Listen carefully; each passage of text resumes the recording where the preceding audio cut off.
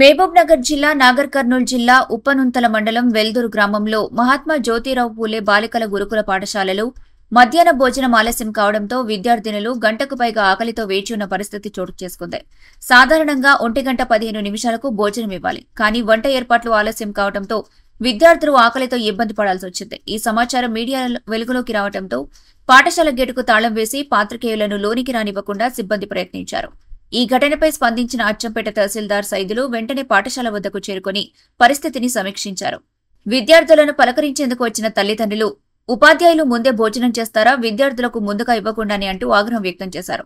తహసీల్దార్ మాట్లాడుతూ మధ్యాహ్న భోజనంలో ఆలస్యం జరిగినట్టు ఒప్పుకున్నారు. వంట మనిషి ఆలస్యంగా రావటమే దీనికి కారణమని సిబ్బంది చెప్పినప్పటికీ ఇది కుంటి సాకులా కనిపిస్తోందనే విమర్శలు వెల్లువెత్తుతున్నాయి. నిర్లక్ష్యం పునరావృతం కాకుండా చర్యలు తీసుకుంటామని తహసీల్దార్ సిబ్బందిని హెచ్చరించారు.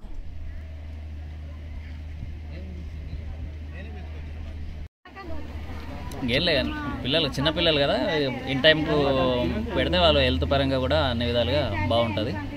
ఆ విధంగా ఏదో ఇష్యూ చేసినామనే లెక్కలు కాకుండా నెక్స్ట్ టైం ఈ విధంగా రిపీట్ కాకుండా ఇన్ టైంకు సెట్ చేసుకునే విధంగా చేసుకుంటే బాగుంటుంది పిల్లల పరంగా.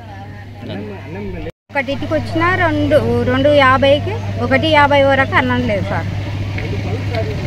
ఏ టైంలో పెట్టాలి? 1:50 వరకు లేదు అన్నం. సార్ వాళ్ళు వచ్చినాక అప్పుడు స్టార్ట్ చేసి